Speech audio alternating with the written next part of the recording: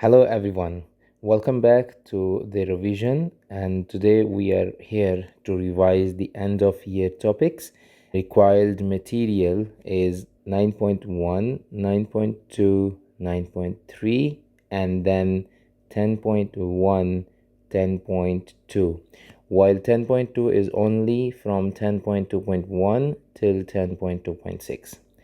So please keep this in mind. And then we have very specific KPIs to cover. So we will start with topic 9.1, and the title is cellular growth. The first KPI that we have to go through is to explain the effect of surface area to volume ratio on the function of the cell to include calculations. Just look into the detail of the video below and click on the topic from wherever you want to revise. Okay, let us go back. Every one of you is familiar that area is always equal to length into width. But when we talk about the surface area, you need to multiply with the number of the sides. And right now, the example given us over here is cubes, and cubes have 6 sides. So definitely we will multiply it with 6. And then volume is length into width into height, so we can easily go through it. Let's have a quick look over here in these cubes. So we have 4 cubes, A, B, C, and D, and the question requires to calculate their surface area, then volume, and then compare the ratio. It's really very easy question. So if you remember, just now on the top we did the formula. Okay, so the formula was length into width times 6. This formula will be followed in all the cubes. You just have to focus on how much centimeter they have given you. Okay, so this is 2, this is 3, and this is 4. So each unit is equal to centimeter. So very easy. The first one will be 1 times 6. That answer is 6. So on. You can go for 2 times 2 times 6, 3 times 3 times 6, 4 times 4 times 6. Okay, then after that we go for the volume, and in case of the volume you have to do length width height. So 1 times 1 times 1, 2 times 2 times 2, 3 times 3 times 3, 4 times 4 times 4. So this is how it works. Let us quickly write the answers. So 1, 8, 27, 64. And then over here it should be 24, 54, 96. Okay, so this is how the answers come.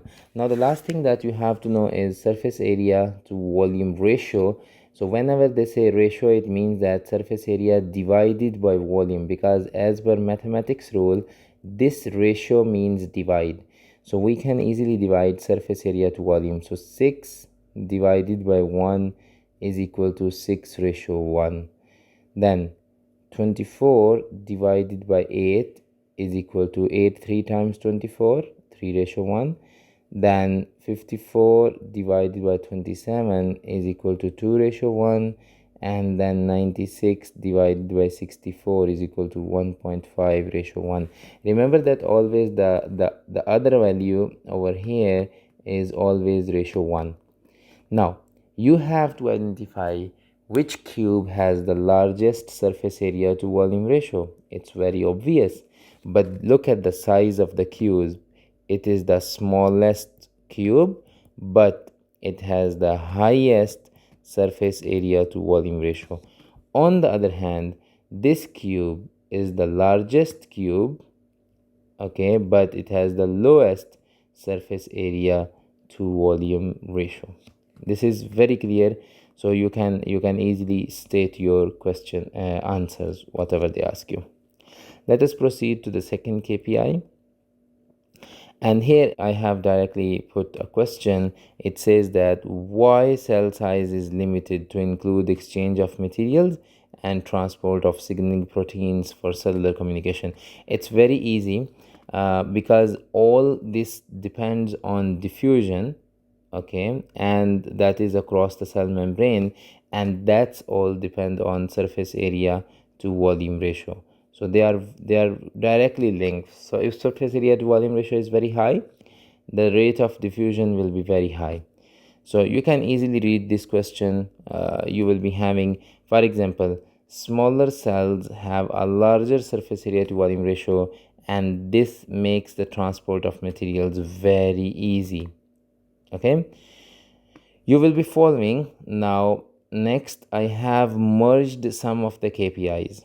It's very easy over here. You can notice KPI number 9.1.4, 1.8, 1.11, then 2.2 and 2.3. I have merged them all. Why? The reason is even 2.6. Yes, I wanted to see that. I have merged them. Why? Because every single KPI is linked, and in each KPI they are going to ask you interface, something related to interface, mitosis and cytokinesis. So you can see over here, see, again repeated, then again repeated. Okay, so stages of mitosis and cytokinesis, and then again stages of mitosis and cytokinesis. So actually this is all same but asked in a different way. So let us focus now to the cell cycle. So the first thing that you have to notice is the cell cycle, and you can see over here, compare the key activities of interphase. So first of all, you need to know that what is interphase. So interphase is a stage of cell division or the cell cycle where it has three substages. So G1, okay, S, and G2. Now we have to know that you can easily see over here that interphase takes the longest of the cell cycle. So if you think that this pie chart or the circle is like 24 hours, so you can easily say that more than 3/4 is taken by the interphase. So interphase starts from here, goes all the way and ends over here. So it takes more than 3 parts of the whole cell cycle.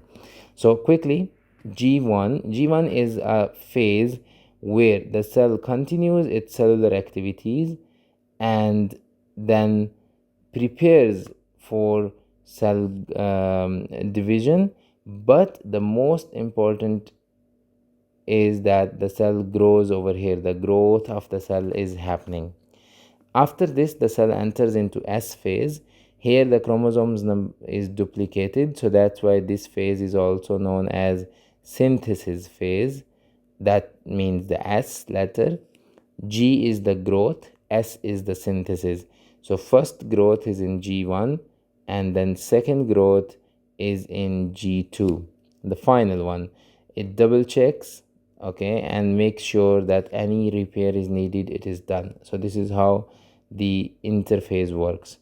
Now we will go to mitosis and cytokinesis. That is actually known as the M phase. M phase is divided into mitosis and cytokinesis. Mitosis is further divided into 4. Let's go down. Okay, before we proceed, we have some questions to answer. You can also solve yourself. Which of the below processes is the longest phase of the cell cycle? Just now we checked. Yes, you are correct. It is interphase. And now we are going to correctly order the events that occur during the interphase. So first of all, you need to recall that interphase has G1, S, G2. Okay, so cell grows, and you can quickly do whatever you want, but you can start from the first or you can go randomly. So the first thing that we need to know is cell carries on metabolic functions and cellular activities, definitely G1. Cell duplicates the chromosomes, S. Cell grows, it can be G1 or G2, and cell prepares for division is M. Okay, so that cell prepares for division is G2 or M, you can say one of these. Now if we proceed further, now we have over here all phases of the M phase, all subphases for M phase. So you can have a look over here. This is M phase, and M phase mean mitosis and cytokinesis. So mitosis, very easy to memorize the sequence, is PMAT. PMAT. P for prophase, metaphase, anaphase, telophase. So we need to quickly guess what happens in each phase. So G2 is the phase where the cell prepares itself to divide. So let's just cut it out and put as G2. Because see, why I cannot put M? I can give you a hint why I cannot put M. The reason is that they are asking what happens during interphase, and M is not a part of interphase. Now the first, that according to this PMAT is prophase. Okay, so you can see over here what happens: the breakdown of the nuclear membrane, then the chromosomes condense and spindle fibers start forming, and slowly and gradually in the metaphase, the next phase, or you can say metaphase, just memorize one, all the chromosomes line up in the center. Chromosomes align in equator, you can say equator, or you can say center, or the midline. This is called as metaphase. Yeah, every stage has one thing that you can memorize, and it can help you, it can give you a hint for what happens in this phase and how you recognize it. Now next, going to anaphase. Anaphase is the one where the chromosomes divide, then sister chromatids move to opposite poles. Once they reach to opposite poles, they go through telophase, where you make two membrane bounded cells, and the spindle fibers disappear, chromosomes decondense, and everything. The last phase is cytokinesis. So cyto mean cell, kinesis mean divide. Okay, so this is the process where the cell divides into two. So basically this division is the division of cytoplasm. Okay, so I can extend it by saying that cell cytoplasm divides. You can easily see over here the cytoplasm divides, and now the one parent cell has been converted into two cells. But remember, they are identical to their parents. They are 100% identical to their parents. Practice question, you can see over here. For this practice question, you have to go through, identify the names. So you can easily see over here, this is interphase, mitosis, and definitely it is cytokinesis. Then mitosis is divided into PMAT, prophase, metaphase, anaphase, telophase. In these pictures, you need to identify what happens in all of these. By chance, when I place them, they are in order. So you can easily say that this is interphase, this is prophase, metaphase, anaphase, telophase, cytokinesis. Okay, so this is how you can identify the names of the stages. Remember, in the prophase, the spindle fibers start originating from the microtubules. In metaphase, all the chromosomes line up in the center. In anaphase, the chromatids move to opposite poles. And then in the telophase, you have two nuclei, so number 1 and number 2. And then in the last, now you have two cells. So you started with one cell, you end up with two cells. Please feel free to type in the chat. If you have any question, type in the chat of the video, and I will be trying my best to reply you as soon as possible. Our next KPI, it says that analyze, sorry, it's not highlighted, let me try to highlight.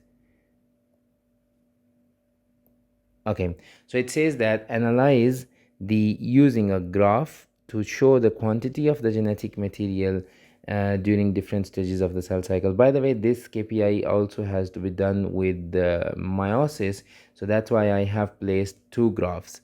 So this graph is about mitosis and this graph is about meiosis.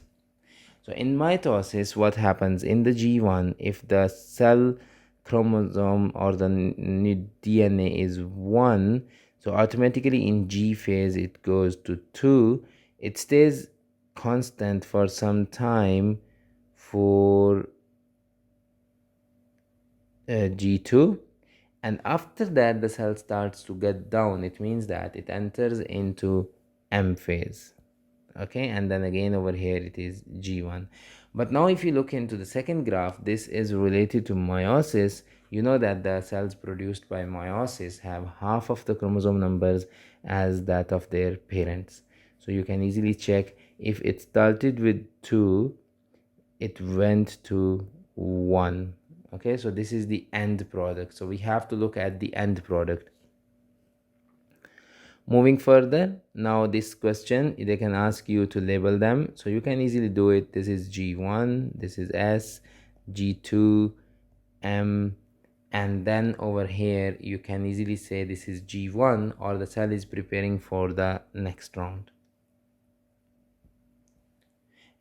But by the way, remember this S is known as the place where the DNA is duplicating, and every time the cell goes through S phase, it has double DNA. So you can see over here the cell cycle started with 2 amount of the DNA, and then at this one it has the 4 amount of the DNA, which will go back again to 2 at the end of mitosis, because the parents have the same chromosome number as that of their offsprings.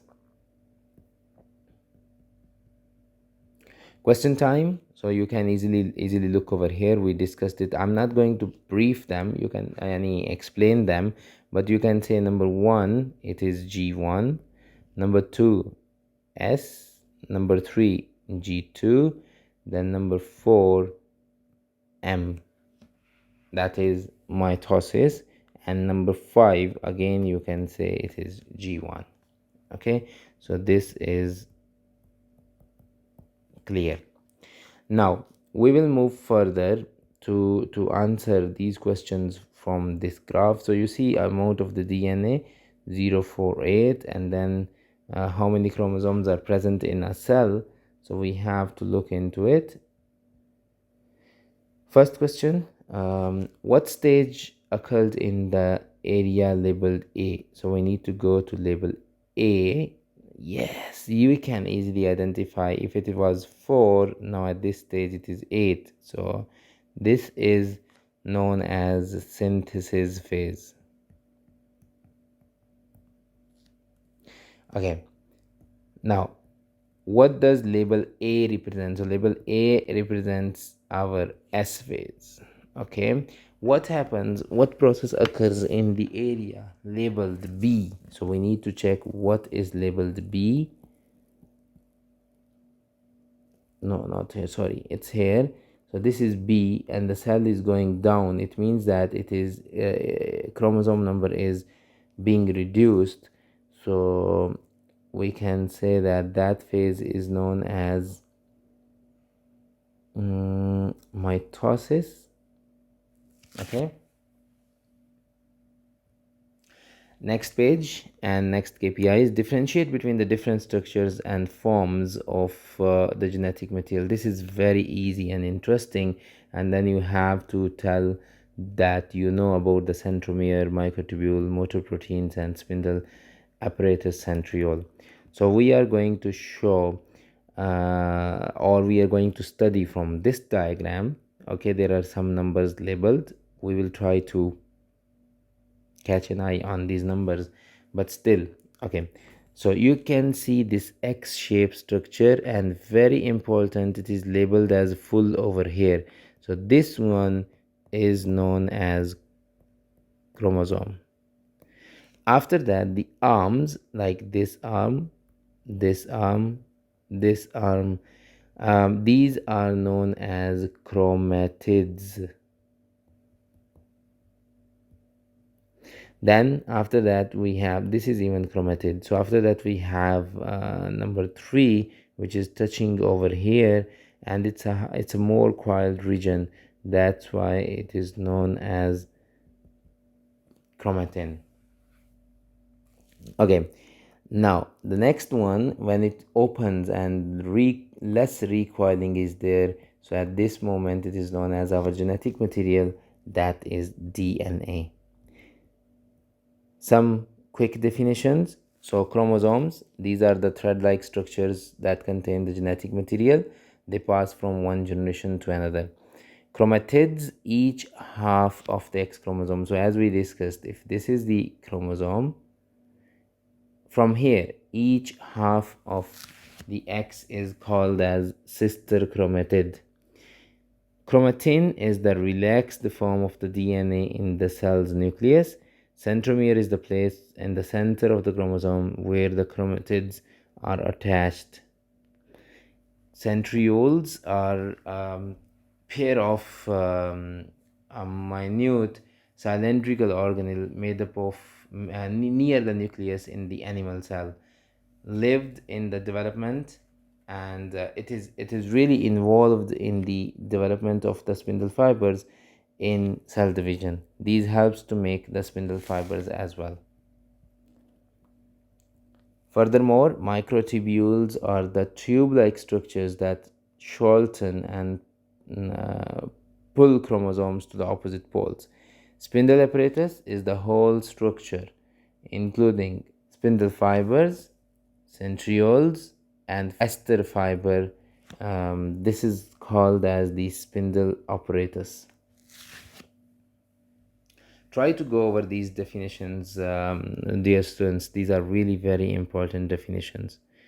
Now it's time to label 1, 2, 3, 4. So chromatin is 3, this one. Chromatid is either 1 or 2, and chromosome, it's 4. Okay, so this is the chromosome number. Now we have to go over further in detail. We need to look at this diagram and then identify what is A, B, C, and D. Okay, so let's give it a try. Whatever you know first, you can go with that. Okay, so D is targeting this center, so this is known as centromere. Then after that we have this arm, or like arm of the chromosome. This is known as chromatids. After that, you can say that the structure B is spindle fibers,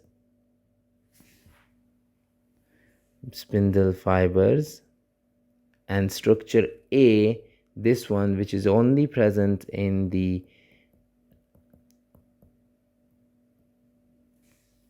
centrioles, are 2 in number 1 and number 2, and these centrioles are basically responsible for making, either you can say these are the microtubules, okay, or you can say them as spindle fibers.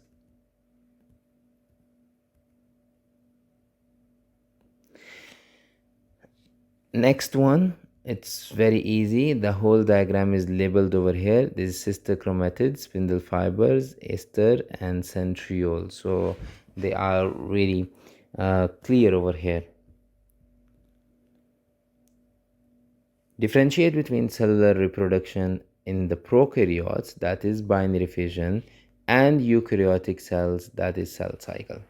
So division of the cell, like prokaryotes, they don't have nucleus, they have only a chromosome that is single, and they reproduce by binary fission. Eukaryotes, they have a nucleus and membrane bound organelles. Mitosis is equal to division of the nucleus. Cytokinesis is the division of the cytoplasm. If you have a look over here, you can easily identify the type of the cell division that takes place in the bacteria or the prokaryotes, but we have tried to enlarge it and then go through it. So first of all, you can see over here there is a bacterial chromosome, then the chromosomes duplicate. Next process, they continue to grow until they reach to extreme, then the DNA divides into two cells.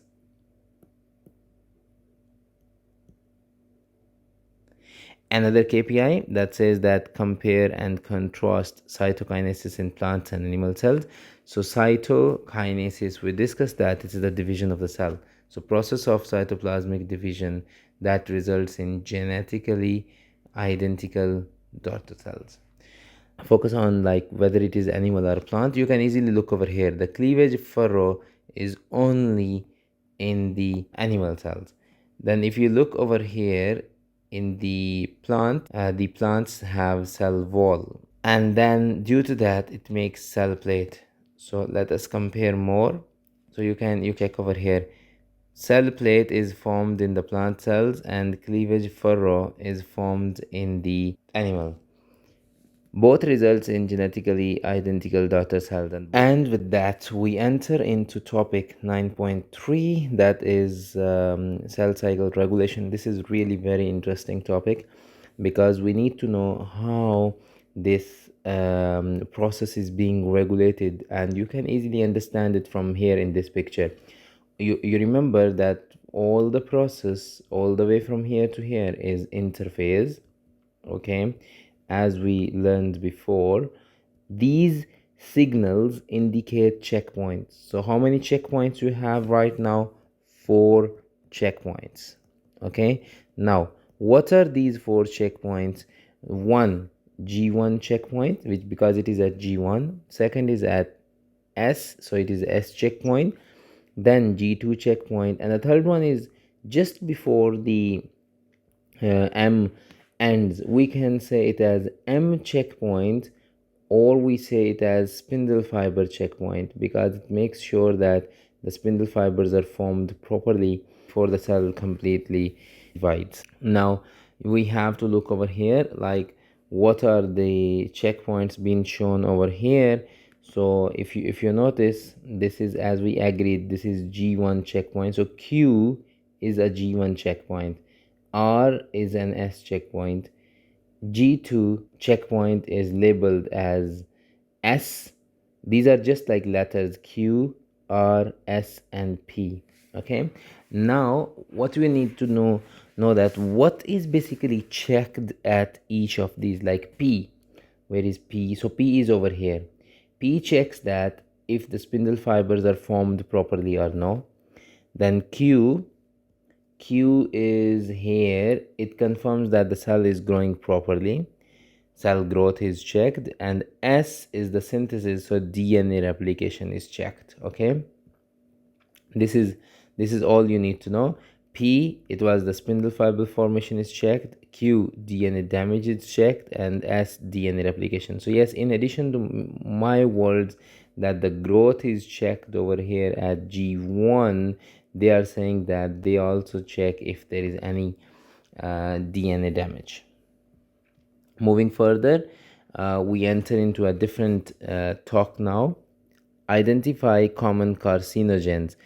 A carcinogen is any substance or agent that causes cancer. For example, cigarette smoke, tobacco, shisha, doka, secondhand smoke, X-rays used in the hospital, ultraviolet rays like UV rays from the sun, and harmful chemicals in the workplace. So all of these are very, very bad, and they cause us cancer, and definitely we have to keep us safe. So make sure you are following the safety procedures in the labs. Now next KPI, which is also I have merged over here 3 different KPIs. So we are going to check what is difference between like what happens basically if the cell divides at a very increased rate, and then what is difference between a cancer cell and a non-cancer cell, and then what are the differences between the cancer and apoptosis. First of all, cell cycle is regulated by cyclin and cyclin dependent kinases. These are two specific proteins which regulate the whole cell cycle. And you can see in the picture down, these are the normal body cells, and the very fastly dividing cells are known as the cancer cells. They are very large in number. They occupy the space for the normal cells. Okay, let's have a look. So, cancer cells are different than the non cancer cells or normal cells. Number one, they spend less time in interphase, they lost their control in dividing during cell cycle, they grow rapidly and absorb nutrients needed by the surrounding cells, they destroy the tissue's functions, and they crowd the normal cells. Now, the next idea is, what is apoptosis? Apoptosis is known as programmed cell death. Three words: programmed cell death, because this is happening in every single organism, if it is a plant or animal. For example, in animal, when we were in the development process, the skin between our hand and foot, if any, just get dissolves.